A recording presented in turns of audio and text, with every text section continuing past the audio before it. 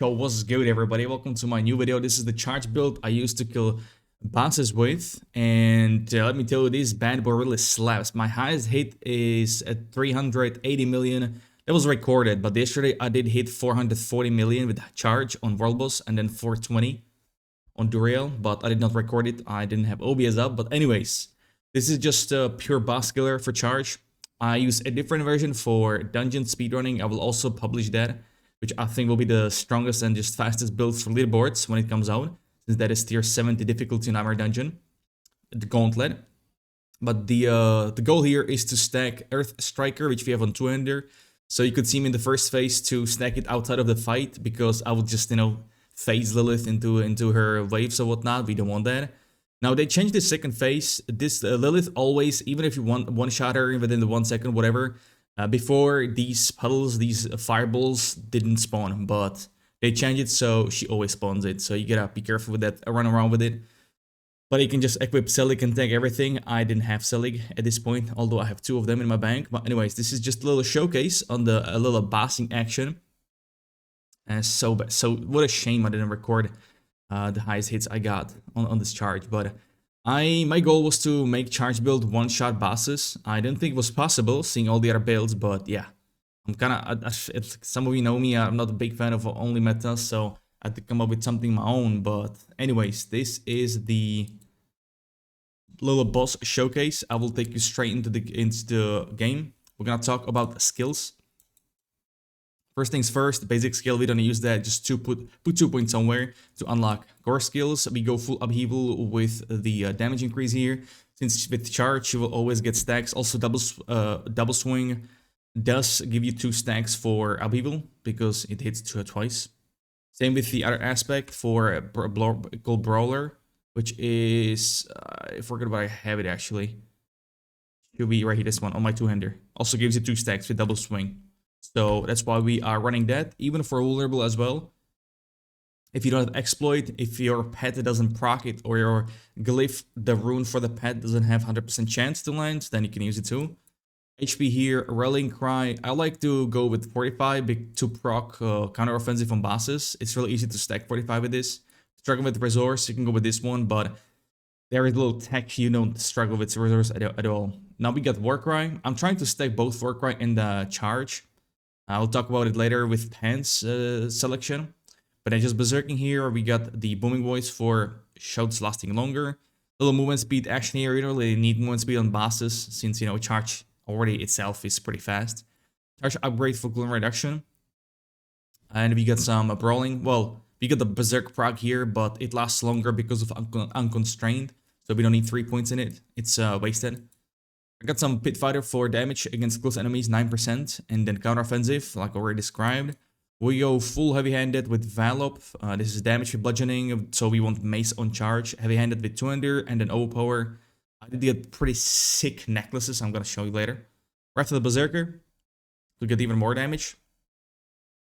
This was the skill tree onto the Paragon board. Rocking Brawl as the first glyph to, boost some physical damage here. And armor, whatnot. I like to stack HP as well. So in my full setup for speedrunning, I got like 22,000 HP.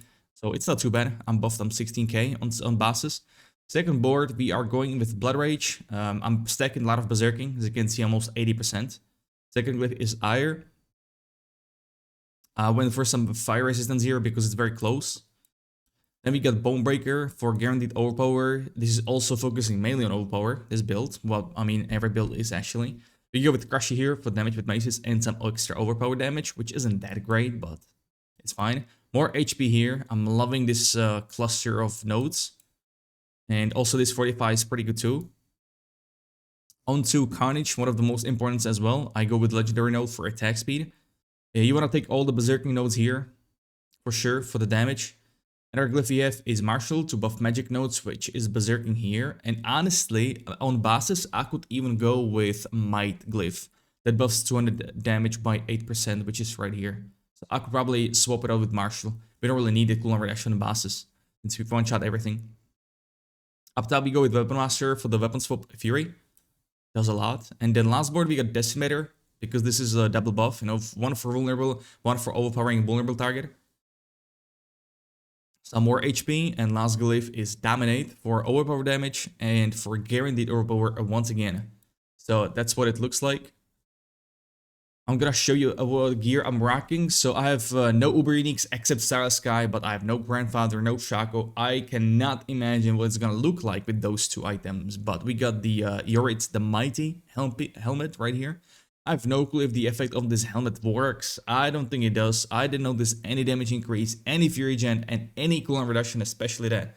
I have no clue. Correct me if I'm wrong, if you guys found something, but yeah. Chest piece, full offensive for, well, the offensive perks. Brawling skill damage, two-handed bludgeoning, both damage and overpower, and then weapon swap as well.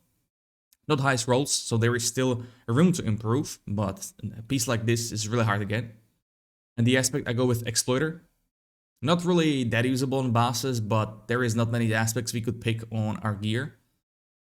We go with gloves, and I like accelerating for faster stacking of Earth Striker, faster attack speed. So attack speed, crit chance, overpower, and upheaval.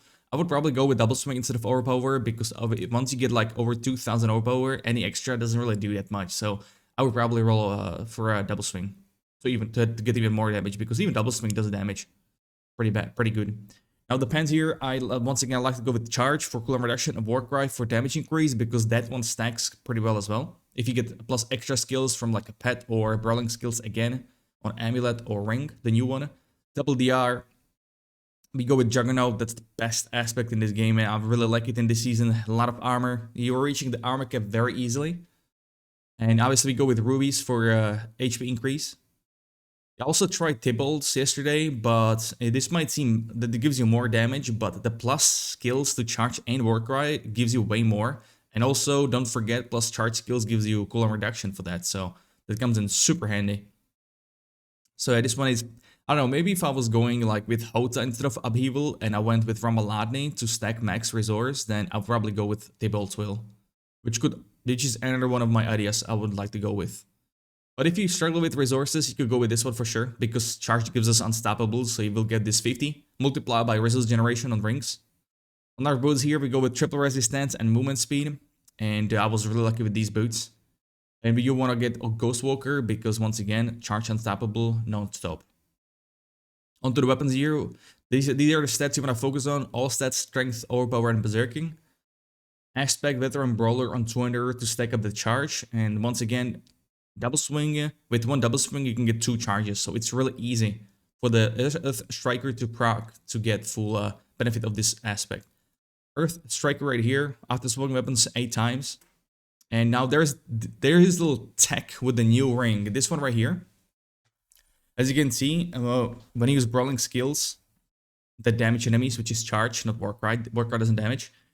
With charge, you apply rent on the target, and if you use charge, you will get 2 stacks, right? Because charge is 200 bludgeoning, which we have. That's what we have for charge. And with this ring, when animation ends with charge, you swap to slashing weapon automatically. So you will get 2 stacks. Hold on, let me get multiple. I'm not sure if it's gonna proc right here, but yeah, as you can see, 2 stacks right here. Yeah. So that's what happens with this new ring. It comes in super handy. So that's really easy to stack this. It's also easy to get Fury Generation with this weapon swap. Both are passives. I forgot to mention them. Actually, I think I'm here. So both this and the Paragon board, Weapon Master, right here. So it's amazing. They're really great. Easy to stack as well. And then one-hander, we go with Edge Master. I would like to rock 2 maces in my dual wheel, but I don't have them with the right stats. And this one also missing strength, so I could get much higher. And I'm running the Sunderland Ground here, which is the new aspect for Upheaval. This one is really good too. I used to play it on 2-hander, but yeah, it's enough to have it on 1-hander. More than enough. It's really good. Mainly for like vaults, when you have this boss room, elite room at the end. Really good. Very good. Not only get in one Upheaval full stack for this, but you also reduce the required seconds for overpower. The ring I already showed you, plus brawling skills, crit chance, bleeding damage, vulnerable, a really good ring. I like the stats on it as well. I'm a big fan. And yeah, rend itself is not bad damage, but for it to be really good, you would need to put points in it, I believe. I'm not sure if it's worth it. I haven't really tried it though, so could it be maybe. like at least 1 point, right? So it triggers, so it works from Shaco and from the pet. It's +8 skills free. Yeah, I should probably put 1 point in here. We could probably do it instead of like movement speed. Yeah, that's a huge difference actually. It doesn't show now, but yeah. Second ring, that's the first Uber we have. Starless, guys. You don't need to have this. The ring I ran before, I believe, was not that one. Is it here? Yeah, I think I ran this one. No, this is for dungeons. I could find it right now. I think I'll salvage it actually. Oof, that would be awkward. I think I did. Yeah, so it was basically this ring, but instead of Fury, I had HP. That's it. And the aspect on it I had was Limitless Rage for my upheaval. Once again, in those in that elite room and whatnot against elites, yeah, this is the one actually. Same aspect. So basically, this rank was my instead of Starless, guys. You can put Echoing Fury, Berserk Fury, whatever you want for more Fury generation. And my amulet, oh my god, shout out to Traker. He gave me this amulet. I rolled overpower damage with bludgeoning weapons. I would probably want to go with brawling skills, but once again, I know overpower damage, bludgeoning also works for upheaval, and once again goes well with this aspect, so, you know, why not? I'm already like 50 million per reroll on this bad boy. But yeah, brawling skill, Valop, and Glow Reduction, those are the three you want to look for on an amulet. Instead of Valop, you could go with like Brute Force, which is the overpower with the bludgeoning weapons, I believe. Or is it right here? Sorry, 200 weapons. So you can go with that too. Or Heavy-Handed, that's my actually farming amulet right here. This would be for the speedrunning build, but I'm gonna make a separate video for that because I do some changes to glyphs and whatnot. So that was the gear. Technique, we're running obviously 200 expertise because we have vulnerable, and then brings me to a pet, which is right here. So Tempest is the first one because this is fast attacking ability, as you can see. So proc and vulnerable on target is non-stop. You will have non-stop vulnerable on the target, which is right here. Fortify, same story, once again to get me counter offensive and to easier stack just Fortify overall defensive.